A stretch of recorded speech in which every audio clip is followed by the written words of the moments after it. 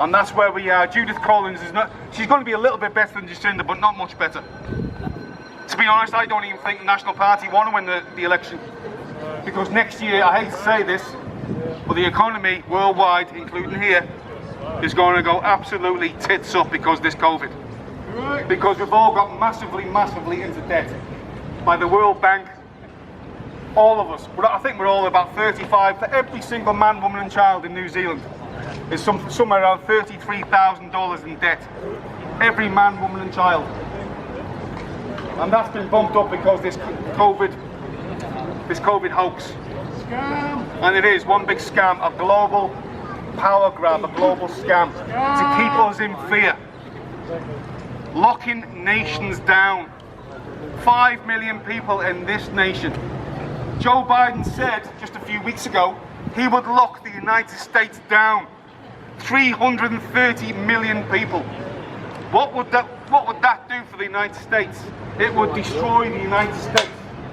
And if it destroys the United States, who stands to benefit from that? China. And if China become the global superpower and they take over the United States goes down, who's that going to be bad for? It's going to be bad for all those nations around the South China Sea and those further afield, like us here in New Zealand and Australia. It's going to be terrible if Biden wins, because if Biden wins, he's going to manage the decline of the United States of America, because he's in the pockets of the Chinese and the United Nations.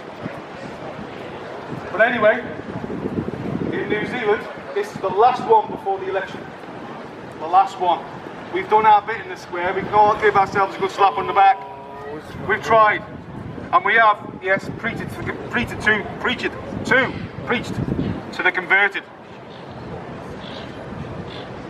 But we've done our bit. And many people have come here to watch and support us all. I mean, I've only been here half the time, but like Adam and Carl and Kyle, they've been here, and Jim, they've been here every week, and they're doing other things on Sundays and during the week as well, with their chalking and doing their own protests. And you know, what a fantastic effort they've made. And they've changed a few minds. They must have changed a few minds. I do my thing on my YouTube channel, and they banned me, but I'm back up now. Thank God, but it's only a matter of time before they ban me again, but I'm on BitChute, which is nothing compared to YouTube. But we'll fight on. We will fight on. Because we're fighting for our survival. We're fighting for our survival. We're fighting for our freedom. Our freedom of speech, the freedom for our children, the freedom for our grandchildren. Because this Jacinda, this woman, and Judith, they do not represent us.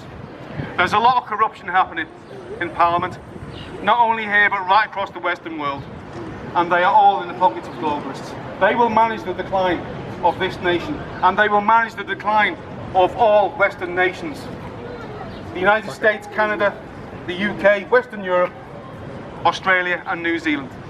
Because it's all part of the United Nations plan. What they call it, Agenda 2030 or Agenda 21, that's what they call it. And they're all fully bought in to destroy their own nations. I don't know why they would do such a thing. I feel if I was a politician, a political leader, a leader of a nation, if I was offered $10 billion, I don't think I could do it. At the end of the day, I'm flesh and blood. I eat, I go to the toilet, and one day I'm going to die, and I can't take it with me. So why would I even do that?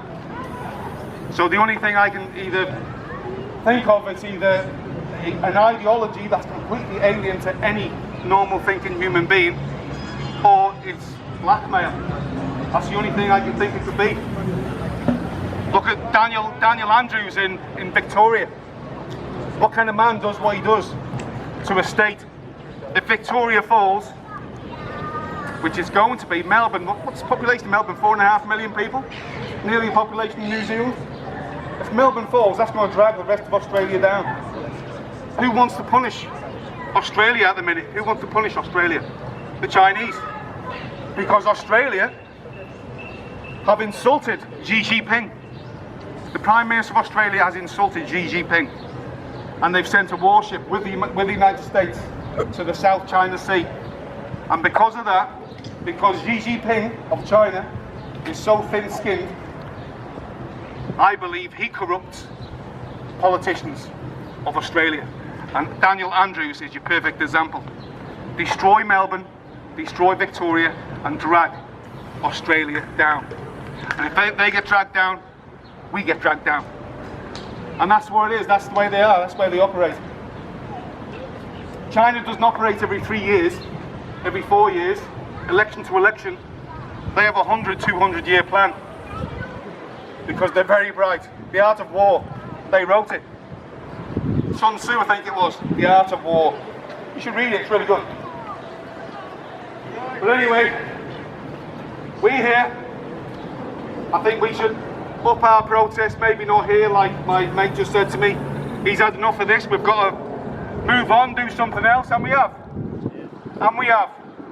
With Carl Bromley and I, we talked about setting up our own political party.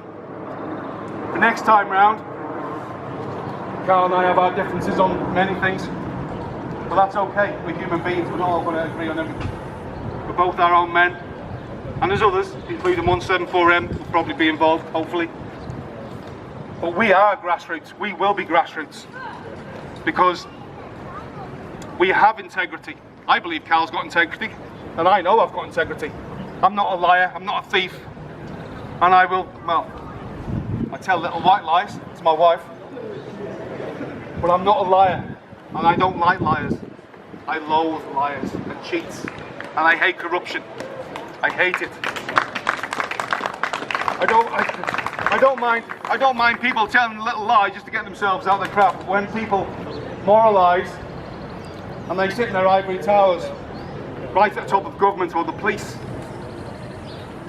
and I know they're liars and they're corrupt and they moralise over us, then people make me sick. You know, and I think one day these politicians should be held to account. All of them. All of them. And they should be charged. They should be charged with corruption. All of them. And they should do jail time for what they've done, not only in this nation, but all nations across the Western world.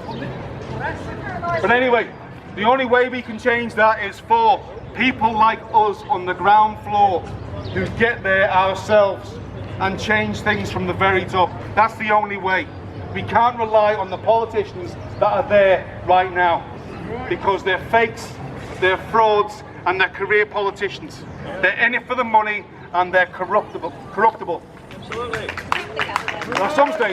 At some stage we'll change it. So anyway, thank you all for coming, and thanks for all our efforts these past few months. We've done a fantastic job, I think. We've informed a lot of people, and thanks for MD Rangi and my mates over here for making the YouTube videos, and Adam for talking, Carl Bromley, fantastic speaker, Kyle Chapman, 174M, Troy's not here at the minute, Mark over there, hey Mark, how's it going? John, Mark, John Keaton as well, yeah, he's fantastic effort. Thanks to us all. Give us all a slap in the back, because we deserve it. And it won't stop here. It won't stop here. We've just got to think of other ideas now, get the message out there, because we are preaching to the converted here. We've got to move on. And I say, like, I watched an MD Rangi video just earlier, a part of it anyway, where he was outside the media offices there in Addington, chalking.